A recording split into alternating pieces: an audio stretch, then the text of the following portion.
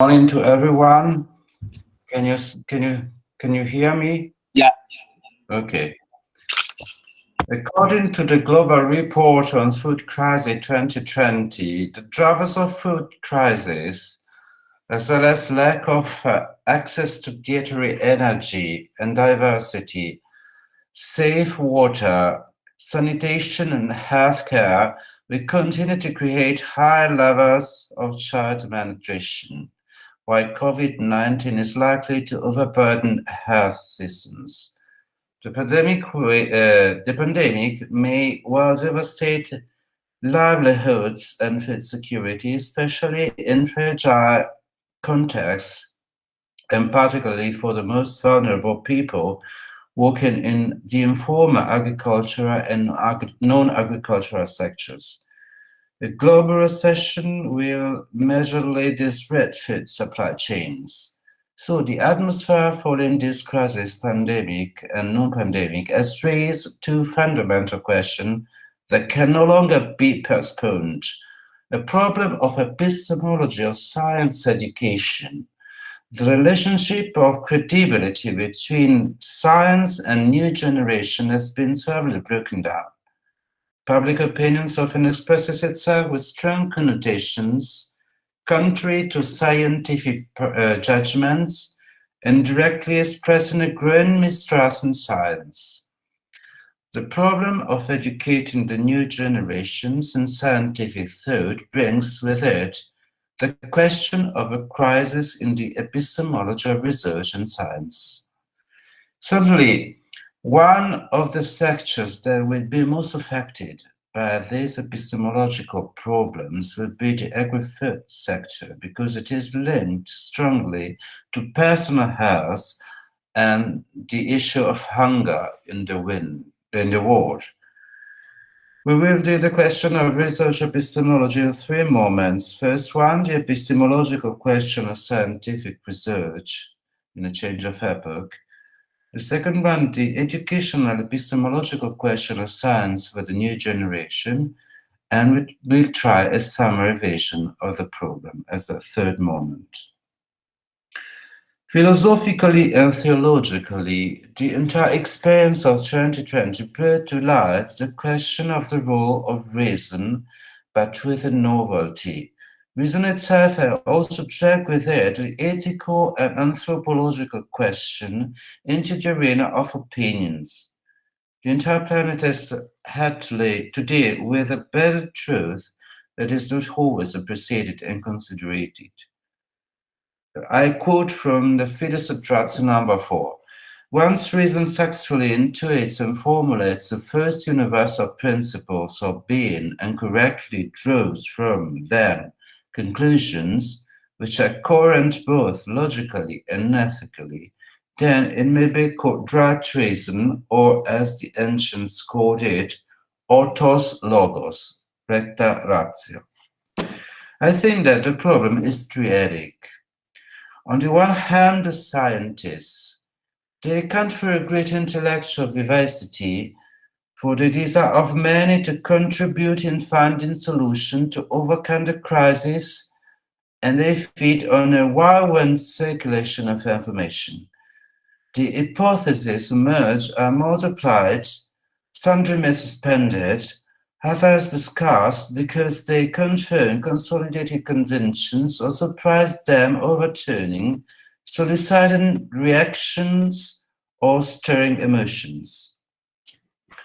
On the other hand, the mass media, they go in search of emotion and raise expectations and often increase the perception of risk, uncertainty, and multiply, accumulate, change with extraordinary speed, especially when women and men of science are consulted as experts. They must therefore answer on many aspects different from those they have truly cultivated, and their ideas are projected live into the political decision-making arena. In the middle, we find the public opinion. Science is present in the debate. Citizens and those with different interests look out and speak up. And the opportunity must be seized on the fly to open science even more to dialogue with society and research questions on the genesis and use of hypotheses.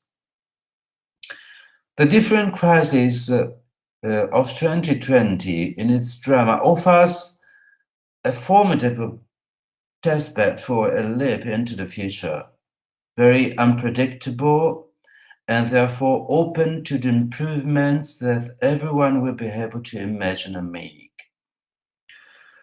In all this, the world of research is supposed to clarify the roles that populate it. The scientist is distinct from the expert. The first, the scientist, decides on the subject and investigation questions, while the expert is called upon to apply knowledge and judgment skills to a question that others ask him. This leads to a number of problems. The answer to the question is often not traceable to a specific disciplinary field. It is necessary to give an answer to the question in time of crisis in a short time, or in any case within a precise deadline. I must always note Congress for the scientists to conclude a research which, moreover, often ends with a question mark which calls for a further phase of study. The multidimensionality of the question also means that the expert often gives an answer that transcends the boundaries of what it would be authorized to say, triggering complex and controversies only partly attributable to strictly understood scientific controversies. The applicable solutions are extremely complex because the situation in which the epistemological problem of science fits is complex. The crisis of 2020, in particular COVID-19 experience, in fact, raised the question of the criticism and weakness of professionalism in scientific research through growing signs of a loss of confidence in the researcher's ability to judge. Their claim to possess knowledge was strongly questioned, extraordinary compared to the rest of the world. The efforts made to help humanity are counterbalanced by intervention with pejorative results, a too casual management of ethical and deontological issues, personal orientation too much concerned. The truth is that the epistemological problem of research arises again because the researcher, in addition to being involved due to his skills, is also involved in a world that has changed, but only now I will realize it. It is more complicated and unpredictable also due to the knowledge acquired from the researcher's experience. The judgment on incompetence is draconian, but it also draconian on the risk of error. Is the researcher adequate for this scenario? That's the first question. What adequacy criteria are now indispensable? Second question. On the one hand, there are enormous adaptability challenges in which the problems are not only difficult to face but also to define. And the field of research presents itself more and more as a tangle of problems with consequences in the research field. Proliferation of conflicting vision, we can say neoplasm vision. Subdisciplinary proliferation, neoplasm epistemological models. All this results in a huge problem of epistemological choice. This is the status questionis from which we start. A prevalence of the total rationality model. According to Schoen, it is an instrumental solution to problem made rigorous by the application of science-based theories and techniques. From these derive the researcher total rational, possesses a specialized domain of knowledge as a specialized domain of research techniques. In summary, the vision of the researcher is an expert who has specialized capacity based on a theory. In particular, in the world of research, we are witnessing to a research polarization process. Those that should operate in stable institutional context, for example, that lead to quieting purposes, health for medicine, success for jurisprudence, profit for economy, those that operate in more changeable, ambiguous, and unstable environments, creating a systematic and a systematizing incapacity, the consequence is a hierarchization of knowledge, theoretical knowledge, general principle, versus practical knowledge, problem solving. The epistemological consequences of this generation are disastrous. In the relationship between the academic and the world of work, the research is clearly distinct from the professional, but not on the basis of a status criterion, but an axiological one. When they join forces instead of forming a collaborative unicum, they become a unum facem alio that claims different and often conflicted interests. Total rationality is the positivistic epistemology of practice, well-being, broad national goals, social problem solving, and so on. We have to say that in 70s, a great emphasis on problem solving and led to neglect problem setting. Problems do not present themselves to the professional as data, they must be constructed from the materials of problematic situation that are disconcerting disturbances uncertain. To turn a problematic situation into a problem, the professional has to do some type of work. It must understand an uncertain situation that initially appears incomprehensible. So it is usual to engage a new method to develop a new scientific thinking in new generation that being digital native usually behave in a non-scientific and critic way, letting itself carried away by the massive wave. Revolutionary thinker must never cease to question, as the great philosopher and thinker Socrates once said, wisdom begins in wonder. In this technologically information-saturated world, it is quite easy to become complacent and lax in our thinking, accepting everything presented to us. However, it is foolish for anyone to be a gullible even in the source is considered reputable. As educators, we must inculcate in the minds of our students a mentality which fosters wonderment, inquiry, and a drive to finding answer to questions. The sciences are a perfect course to achieve these in the young. Through inquiry and questioning, the minds of the young can be molded and shaped into great thinkers such as Socrates, who was not fearful of the dominant culture and was courageous in these pursuits to question the hegemonic forces of the day. Many students are unable to gather evidence, analyze rationality, and objectively to reach a logical conclusion. Rather, they are quick to accept information as valid without first critically questioning and analyzing the information. So, critical thinking is a necessary skill to have in today's globalized and technologically driven world. Individuals in this complex global society must demonstrate critical thinking so that they can meet the challenges of the 21st century. Students are often not taught this skills because it is too time-consuming and difficult to teach.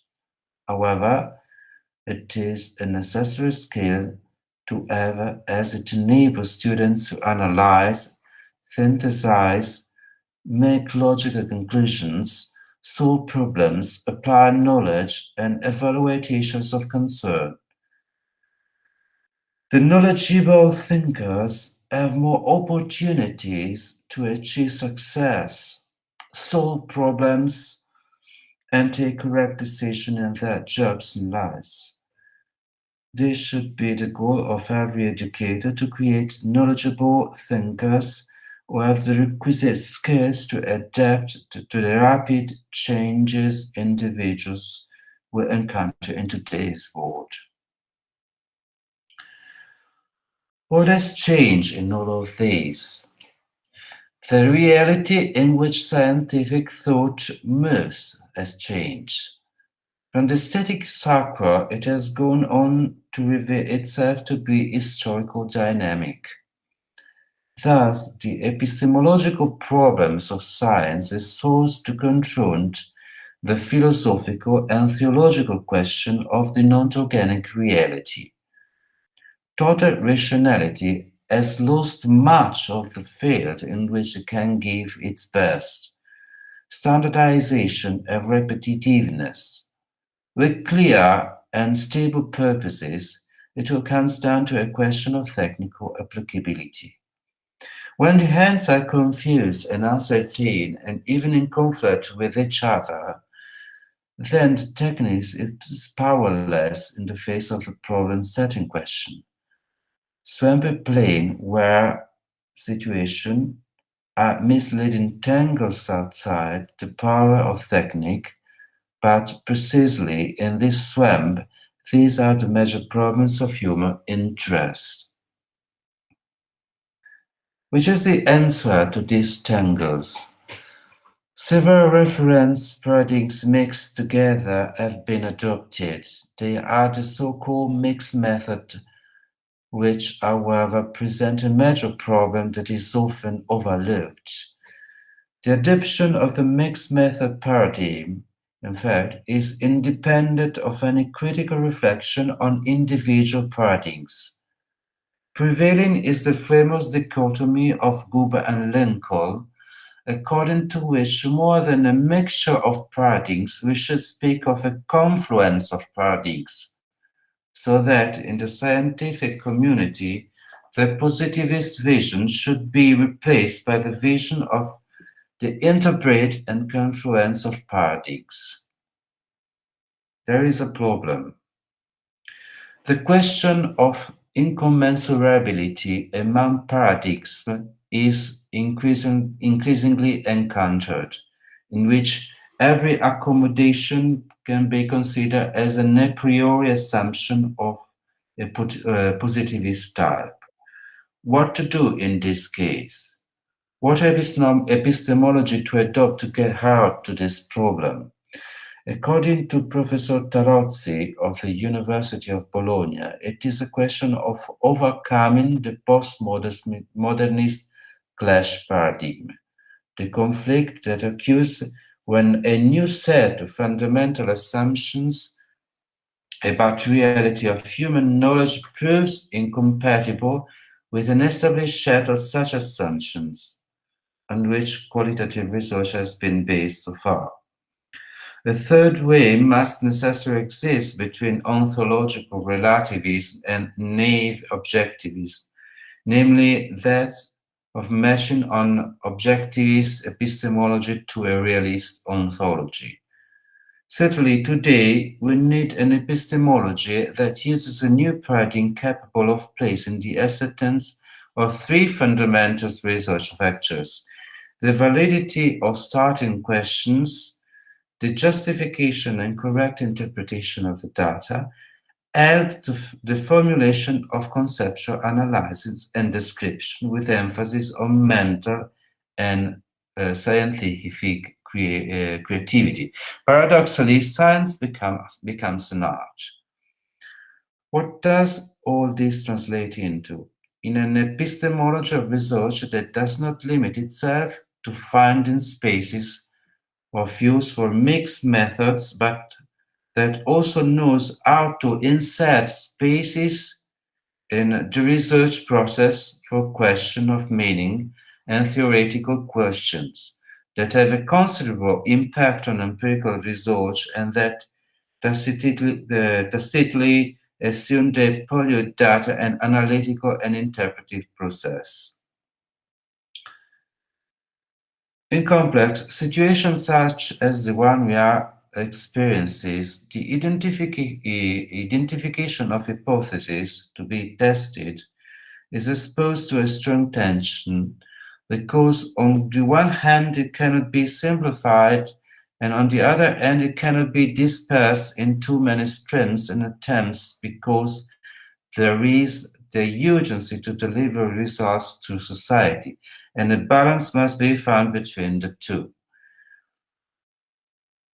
In summary, the epistemological problems of science has turned into a systematic epistemological problem, in which science is one of the protagonists, but not the only one, and must take this into account if it is to maintain its credibility. Thank you. Thank you very much.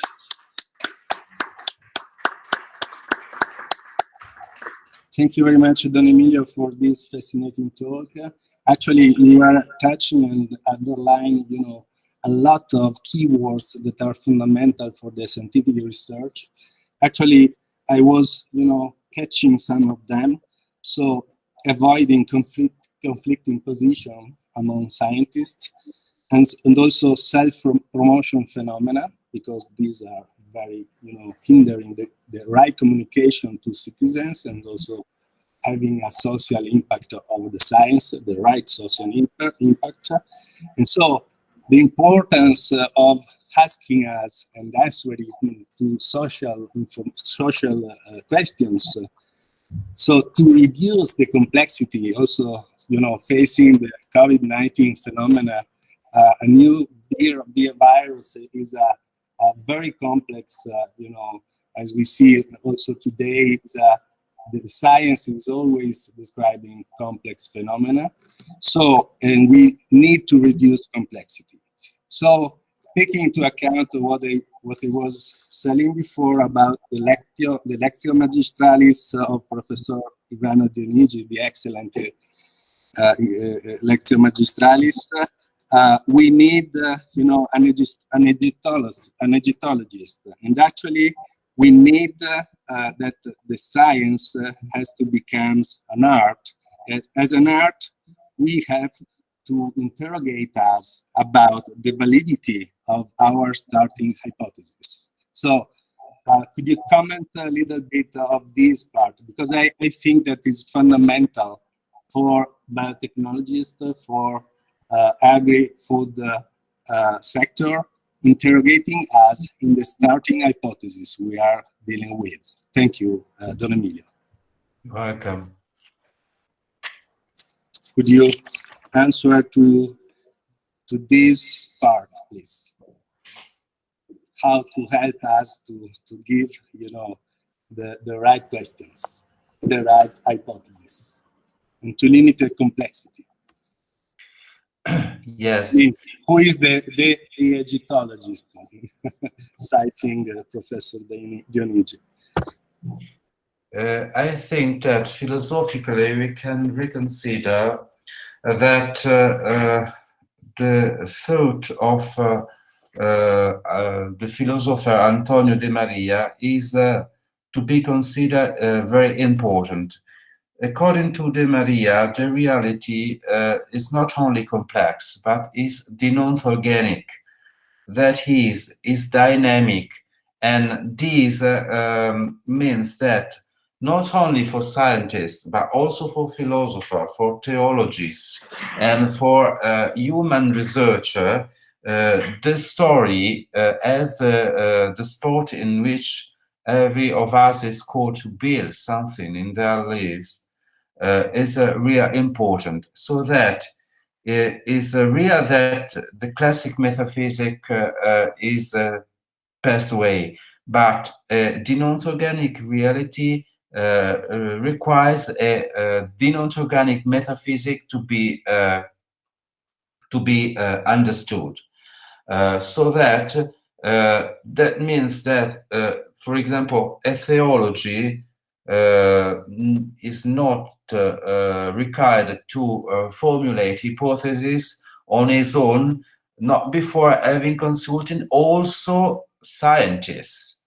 For example, for as concerned Holy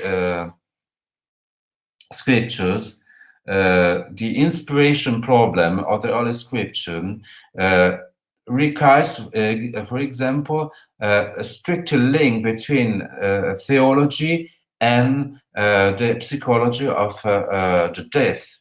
So theology must be in a connection with physician, for as concern the possibility that open, for example, the quantistic physics to the matter of creation, with medicine, for as concern a certain ethical problem. And in other words, there isn't a science that prevails inside the knowledge of the human, but there is a systemic science thought that should operate in all its nodes in order to comprehend the complex reality that a human being is.